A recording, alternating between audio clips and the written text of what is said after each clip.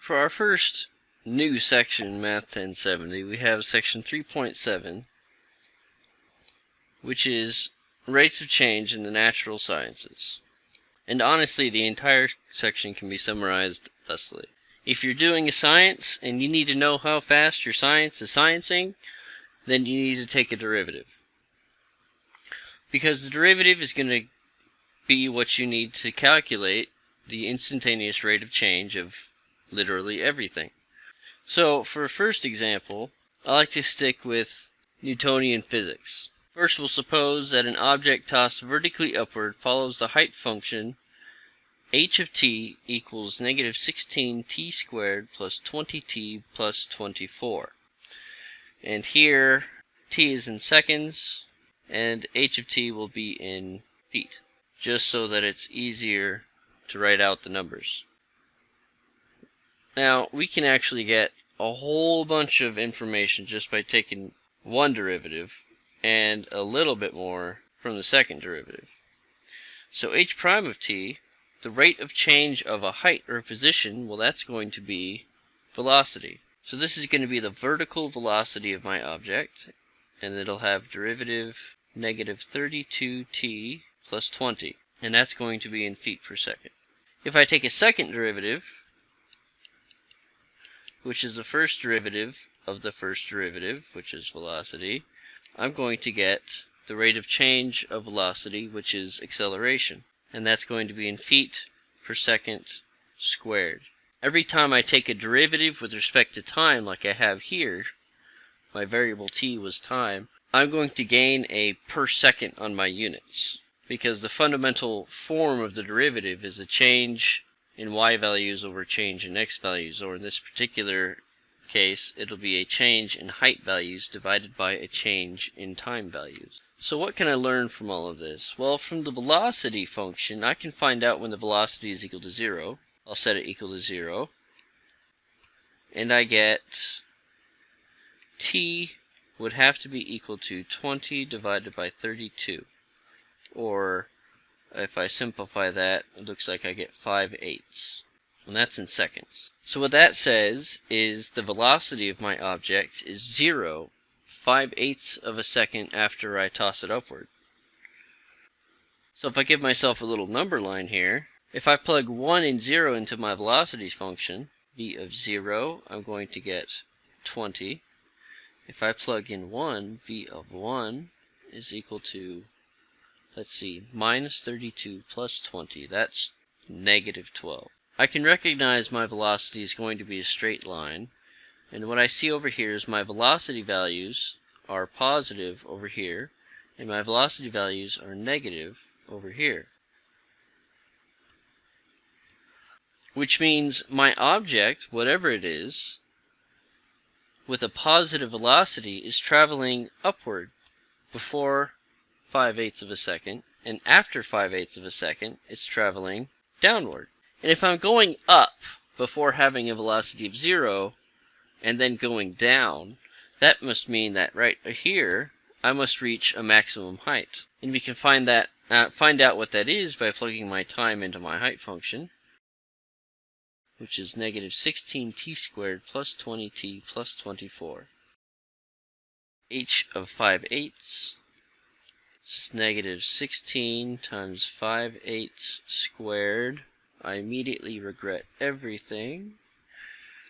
20 times 5/8 plus 24. These numbers probably aren't too bad, so I'm going to go through and simplify all of this. I'm going to have negative 16 multiplied by 25/64 plus 100 divided by 8 plus 24. Now I can cancel a bunch of stuff. 64 is 16 times 4, and 100 divided by 2 is 50, giving me a 4 here. I'm actually going to not simplify the second one further, because now I have a common denominator between the first two terms. So I end up with negative 25/4 plus 50/4 plus 24, which I can write as 96 divided by 4. which gives me 25 over 4 plus 96 over 4. Good heavens. 5 plus 6 is 1, carry the 1, 12. Divided by 4. Or, if I'm not mistaken, this is 30.25, and the units on this are feet. So when I take this object and I toss it up, according to all the information in this function, it's going to reach a maximum height of 30 1/4 foot. What else can I learn from this? I can find out how fast my object is moving when it hits the ground. I can also find out how fast it's moving when I let go of it, but I actually already did that. My initial velocity here, when time is 0, when I release the object, is 20. That's 20 feet per second. But how fast is it moving when it hits the ground again? And for that, I'm going to want to set h of t equal to 0, because that's going to tell me when the height of my object is 0, which is when it's on the ground. And that's negative 16t squared plus 20t plus 24. I'm going to divide both sides by 4, which is still 0. I'm going to get negative 4t squared plus 5t plus 6. And I want to try to factor that. But since math is hard, I'm just going to go ahead and use the quadratic formula, which would be t is equal to negative 5 plus or minus the square root of 5 squared minus 4ac. 4 times negative 4 times 6, all over 2 times negative 4. That's negative 5 plus or minus the square root of 25 plus 16 times 6, which is 96. Negative 8, which is negative 5 plus or minus the square root of 121 all over negative 8. And that gives me 5 plus or minus 11 over negative 8. So I have negative 5 plus 11 over negative 8 and negative 5 minus 11 over negative 8. I should simplify these. Negative 5 plus 11 is 6. So I have 6 over negative 8. And over here I have negative 16 over negative 8, which is negative 3/4 or 2. I'm definitely not going to choose a time value t equal to negative 3/4 because that's before I even tossed the ball, and that's bad. But this other value, t equals 2, that's good. Why did I want that? This is when the object hits the ground. So what I want to do is find out how fast it is moving at that time. So I'll take v of 2, which I found, is equal to negative 32 times 2 plus 20, which is negative 64 plus 20, which is negative 44 feet per second. Now, you notice what I got here was a negative value. That tells me that the object is moving in a downward direction, or in a negative direction, depending on how you strictly set up your frame of reference. Another slightly less sciencey example is when we're dealing with an economic situation. So let's suppose we want to make some bicycles. And let's suppose that it costs a certain amount to make these bicycles. So we'll suppose that the cost of production follows a cost function, C of X. And we'll have $15,000 plus 32X plus 1/3 X squared. Now what we're interested in knowing in this type of situation is the marginal cost of an item. And the marginal cost is the cost to produce one more.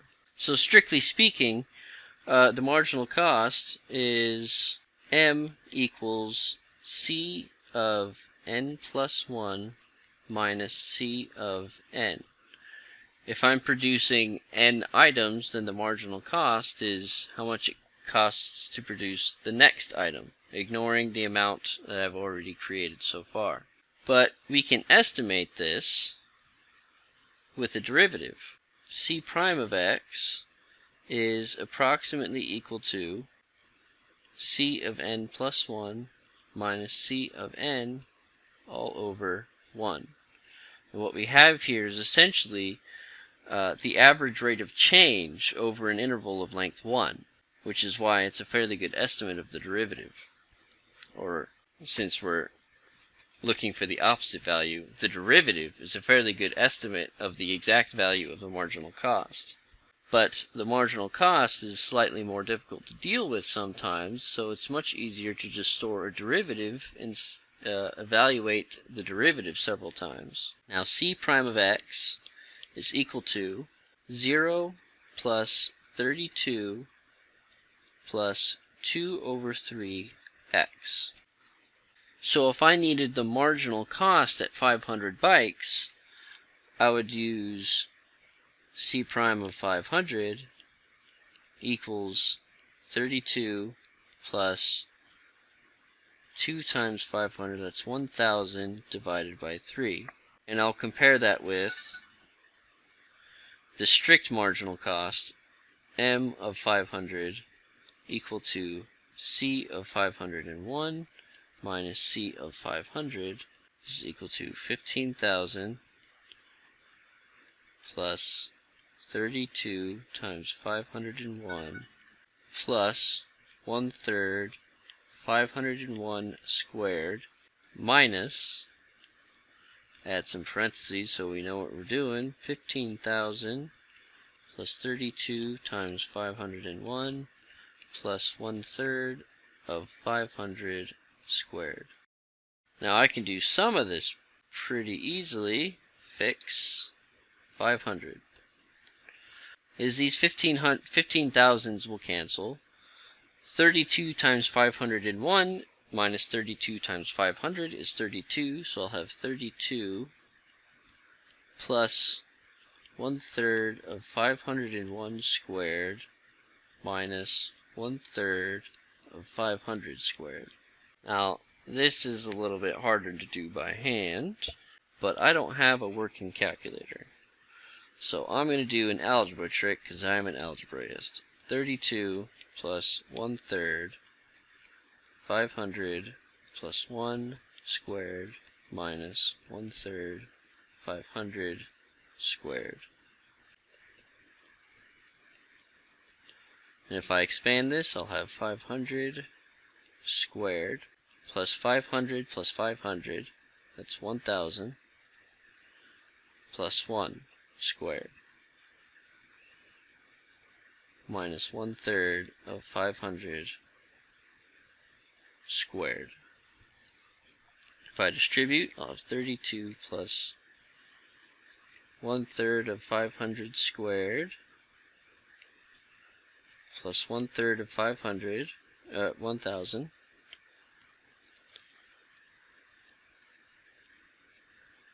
plus 1/3 minus 1/3 of 500 squared. And those cancel, leaving me with 32 plus 1,001 divided by 3. So that was a heck of a lot of work, and let's compare that with my estimate up here. I had 32 plus 1,000 divided by 3 versus 32 plus 1,001 divided by 3. You can't really get much closer than that. There are a great many applications for the derivative, especially given any situation where something is changing. So I encourage you to read some of the various examples in the textbook, particularly if any of them apply to your discipline. Feel free to ask any questions.